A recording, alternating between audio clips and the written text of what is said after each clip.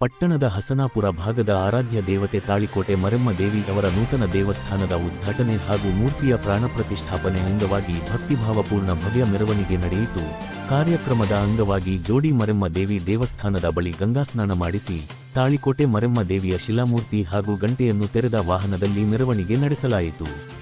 ಮೆರವಣಿಗೆ ರಂಗಂಪೇಟೆ ನಗರದ ನಗರೇಶ್ವರ ದೇವಸ್ಥಾನ ಮಾರ್ಗವಾಗಿ ಮಂಗಳ ಬಜಾರ್, ದೊಡ್ಡ ಬಜಾರ್ ಮೂಲಕ ಹಸನಾಪುರದ ನೂತನವಾಗಿ ನಿರ್ಮಿತ ದೇವಾಲಯದವರೆಗೆ ಸಾಗಿತು.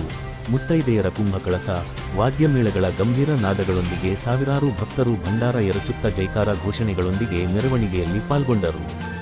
ಮೆರವಣಿಗೆಗೆ ತಾಲೂಕು ಆರೋಗ್ಯ ಅಧಿಕಾರಿ ಡಾಕ್ಟರ್ ರಾಜಾ ವೆಂಕಪ್ಪ ನಾಯಕ, ಮಹಿಳಾ ವೈದ್ಯೆ ರಾಣಿ ಸುವರ್ಣಾದೇವಿ ರಾಜಾ ವೆಂಕಪ್ಪ ನಾಯಕ, ಶಿಶು ವೈದ್ಯ ಮುಕುಂದ ಯಾನಗುಂಡಿ ಹಾಗೂ ಶಂಕರ ಬಡಿಗೇರ ಚಾಲನೆ ನೀಡಿದರು. ಮೆರವಣಿಗೆಯುದ್ದಕ್ಕೂ ಅನೇಕ ಭಕ್ತರು ದೇವಿಗೆ ಹೂವು, ಕಾಯಿ ಅರ್ಪಿಸಿ ಭಕ್ತಿಭಾವ ಸಮರ್ಪಿಸಿದರು.